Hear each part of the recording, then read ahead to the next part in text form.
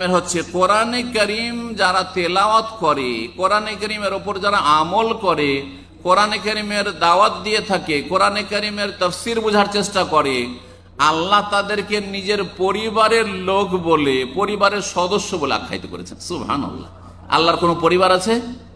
আল্লাহ লাম ইয়াত্তাখিয ওয়ালাদা সাহিবাতান ওয়ালাদা, আল্লাহর না স্ত্রী আছে না সন্তান সন্ততি আছে।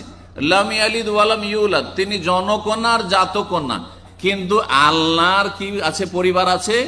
এই কোরআনই পরিবার আছে। যারা কোরআনের সাথে সম্পর্ক রাখবে তারা আল্লাহর পরিবার এবং আল্লাহর বিশিষ্ট জন, তারা খাস লোক।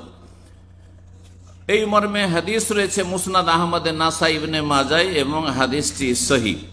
আনাস রাদিয়াল্লাহু তাআলা আনহু বর্ণনা করেন, বলছে ইন্না লিল্লাহি আযজা ওয়া জাল্লা আহালিনা মিনান নাস, আল্লাহ রাব্বুল আলামিনের মানব জাতির মধ্য থেকে কিছু আহাল পরিবার রয়েছে। সুবহান, আহালিনা মিনান নাস, মানব জাতির মধ্য থেকে আল্লাহর কিছু কি রয়েছে? পরিবার রয়েছে, পরিবারের সদস্য রয়েছে। কিলা, সাহাবীরা জিজ্ঞাসা করেন মান হুম ইয়া রাসূলুল্লাহ, ওরা আবার কি? আল্লাহর পরিবার, আল্লাহর পরিবারের সদস্য এবং আল্লাহর খাস লোক, স্পেশাল লোক। তারা কারা?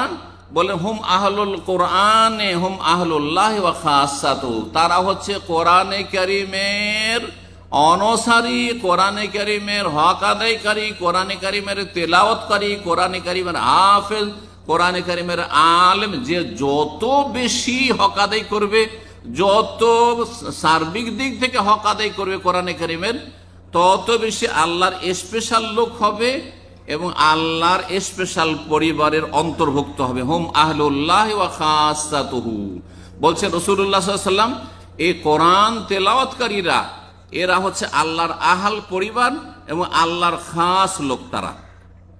৮ নম্বর ফজিলত, কোরআনে কারীম যারা তেলাওয়াত করবে তারা দুই ভাগে বিভক্ত।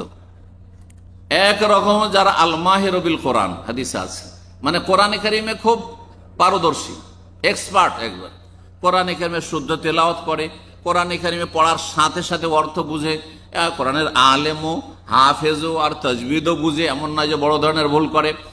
আর তারপরে কোরআনে কারীম নিয়মিত তেলাওয়াতও করে। এরা হচ্ছে, আর কোরআনে কারীমের তেলাওয়াত তাদের জন্য খুব সহজ, মাতৃভাষার মতো সহজ। মাতৃভাষা বলতে চিন্তা করতে হয় না, আমরা যে বাংলা বলছি চিন্তা করতে হয় না, কিন্তু এক্ষুনি যদি গিয়ার চেঞ্জ করে অন্য ভাষা বলি তো আগে চিন্তা করতে হয় আর তারপরে বলতে হয়। আরবি বলি আর আপনার উর্দু বলি, হিন্দি বলি, যাই বলি না কেন, যেটা মাতৃভাষা নয় সেটাতে প্রতিটি মানুষকে চিন্তা করতে হয়, কাউকে কম কাউকে বেশি, কিন্তু চিন্তা করতে হয়। কিন্তু নিজের ভাষা, মাতৃভাষা, যেটা মা বাবা থেকেই যখনই বাকশক্তি মুখ ফুটেছে তখন থেকে শিখেছেন, সেই ভাষার জন্য চিন্তা, ওই রকম কোরআন তেলাওয়াত যারা করতে পারে তাদের এক বিশেষ ফজিলত রয়েছে। আর এক শ্রেণীর মানুষ কোরআন কোন রকম করে কষ্ট করে শিখেছে, বড় হয়ে শিখেছে, আর তারপরে কোরআন তার মাতৃভাষা নয়, আরবি মাতৃভাষা নয়, অনারব, যার ফলে কোরআন পড়ার তাদের জন্য জটিল। আর বয়স হওয়ার পরে, সাবালক হওয়ার পরে যদি কোরআন শিখে তা আরো মুশকিল, জিভা উল্টে না, জিভা উল্টে না। জিম আর জাল আর জা আর দ, এসবের আর জ, এসবের পার্থক্য করা বড়ই কঠিন। হা আর হা, এসবের পার্থক্য করাটা খুবই কঠিন তাদের জন্য হয়ে যায়। কোনখানে কতটা টানতে হবে, কোনটা কোনখান থেকে কোন জায়গা থেকে উচ্চারণ করতে হবে, কোনটার মাখরাজ কি, ইত্যাদি ইত্যাদি, কোনটা মোটা করতে হবে তো কোনটা পাতলা করতে হবে, তো এইসব তো আর জানা নেই। বড়ই কষ্ট করে বেচারা পড়ে, তারও ফজিলত রয়েছে, তাকে আল্লাহ দ্বিগুণ সওয়াব দেবেন।